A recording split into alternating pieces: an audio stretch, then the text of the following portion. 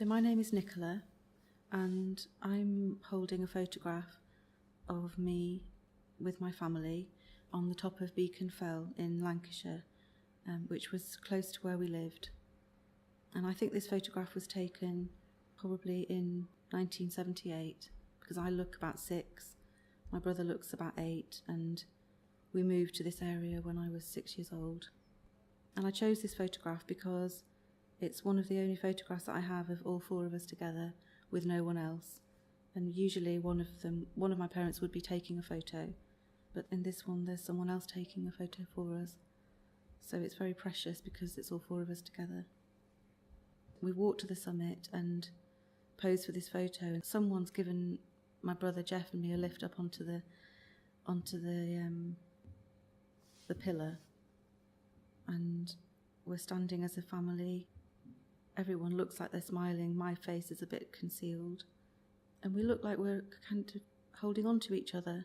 Well, my mum's holding on to me, and my dad's and Jeff are holding on to each other.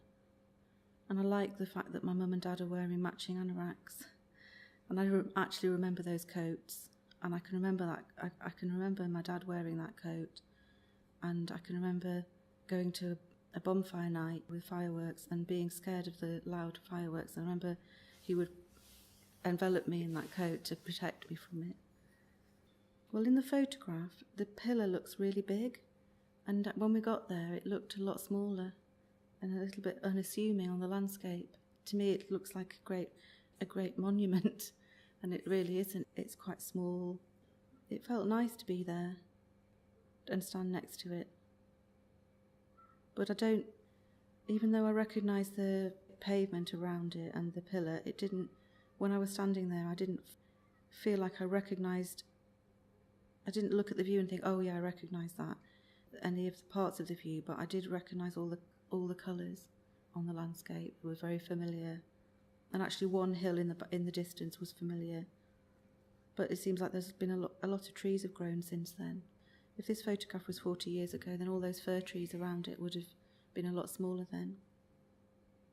Well, that's the little girl with a family, and all of those people have now gone.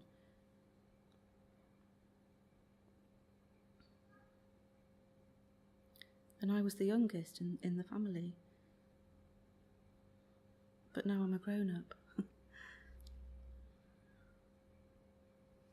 My mum died first, and she got ill, and she died, and we were all with her when she died. So all the people in that photograph were with my mum when she died. And then my dad died 18 months later. He was also ill, and I was the only one with him. So we were together. And it's actually hugely important to me that I was with both my parents when they died.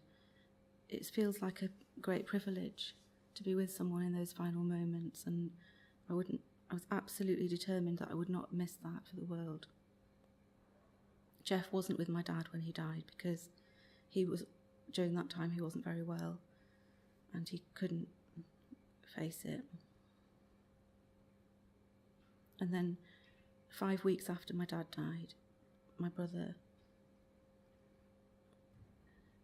took his own life, and that eclipsed everything that had gone before, was put into the shade really with the shock of that.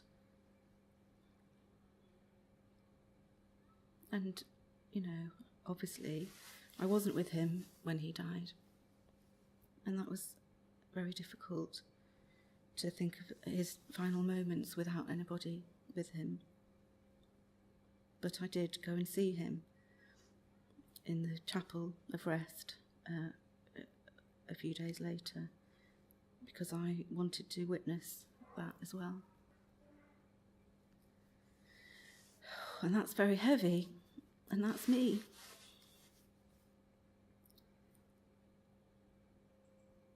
When my brother died, I was spending time with his wife and children, and my ex-husband came to pick me up from their house, and my daughter didn't know what had happened, and I had to tell her.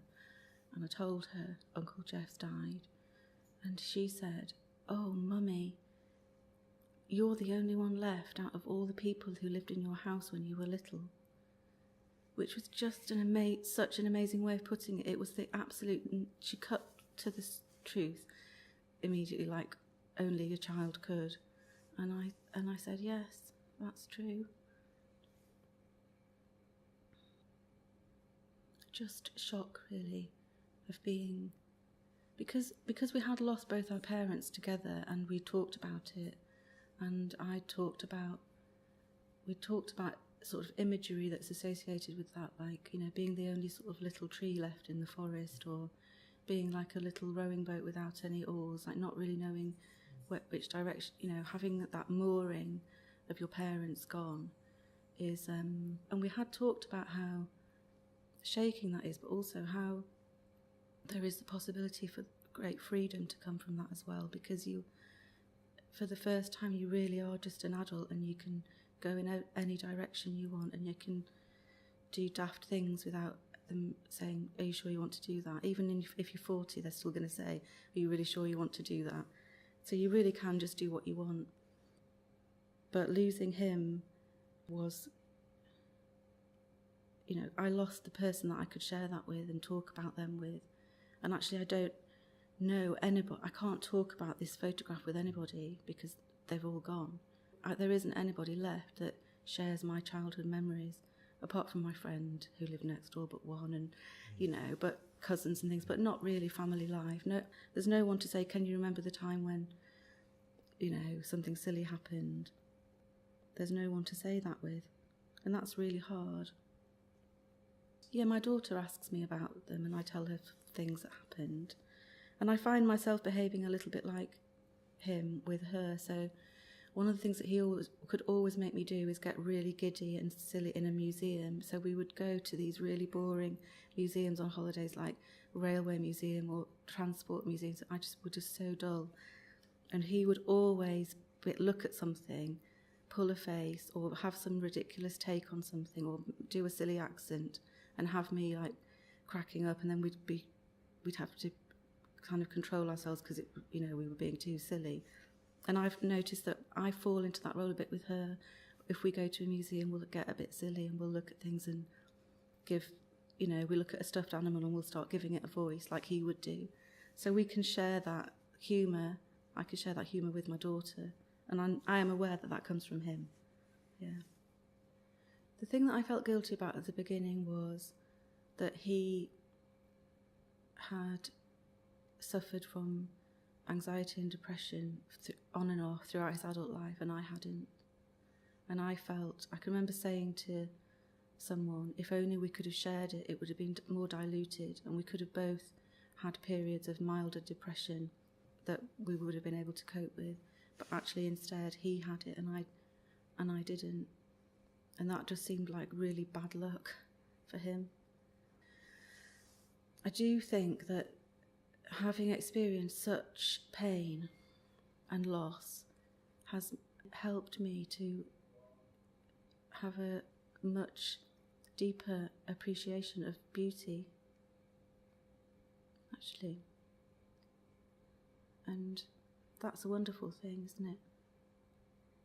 Well, for me, it feels like once you've been to a place of such pain, I feel like I have a deeper understanding of the world around me, and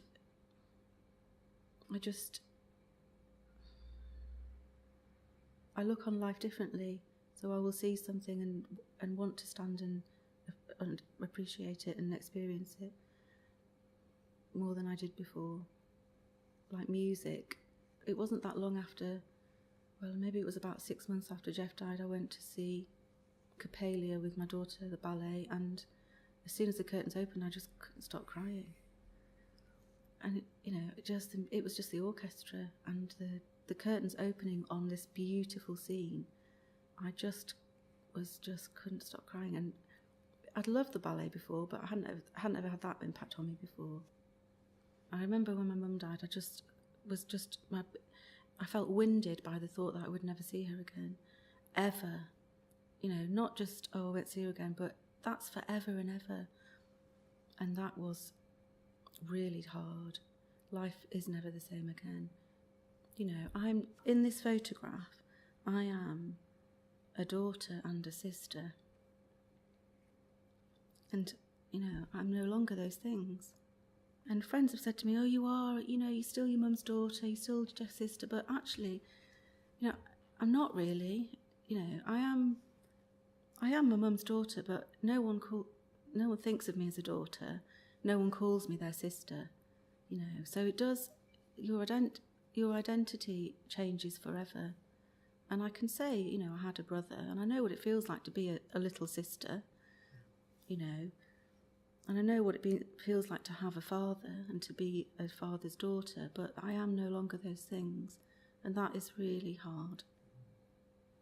I can still feel like my mum's daughter sometimes. Like last night when we arrived at the cottage that we're staying in, I was knitting, and she was a big knitter, and I was knitting, and I went a bit wrong, and I couldn't work out I'd made a mistake, and I could almost feel her looking over my shoulder, or feel her voice saying, oh, you know, what's going on here? And I felt her presence, not in a weird ghostly way, but in a within me way.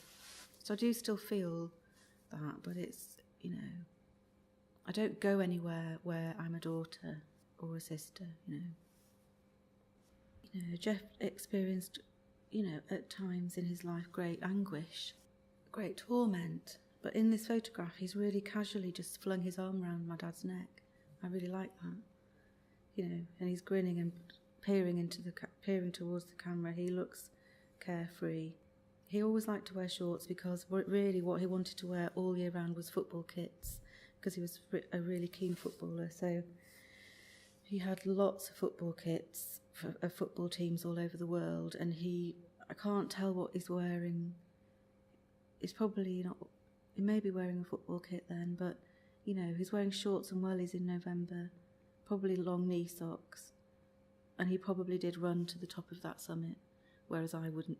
I would have probably been complaining of earache, and maybe I did have earache, because I did have earache a lot as a child. But he would run to the top and try and get my dad to time him or something, you know, beat his previous score or something like that. I think I was worried that when I got to the top I would feel this great sense of emptiness, but actually I didn't really. I just felt like, well, I'm the one left, and here I am, actually almost like I was bearing witness to something. I don't know. You know, I was that little girl in that photo, and now I'm a woman, and I'm here again. It just felt really simple. You know, it does feel right that I picked a photograph that is in a high up place. Since, especially after my mum died, one of the things that I felt compelled to do was to go to high up places, to look down on the world from a viewpoint. And I think that was something about being able to access or get in contact with something that felt very, very big and vast and empty. And to be able to, if you stand at a viewpoint and look down, then maybe there's some sense of looking at something inside yourself and making a bit of sense of it, you know. I mean, when someone dies, it's so, it can be so shocking, and you feel like it ought to be very, very noisy, you know, like people banging drums and playing trombones and, you know, shouting, and actually it's actually very quiet, and because that person's gone, so you don't hear their voice anymore, and after the funeral, you are left in a very quiet place. Sometimes that can feel wrong because the feelings aren't very quiet, you know. So I think perhaps, although it feels like I chose this picture very quickly without much thought, I actually think that was just because it felt right, you know, because it was a very quiet place, and a high up place.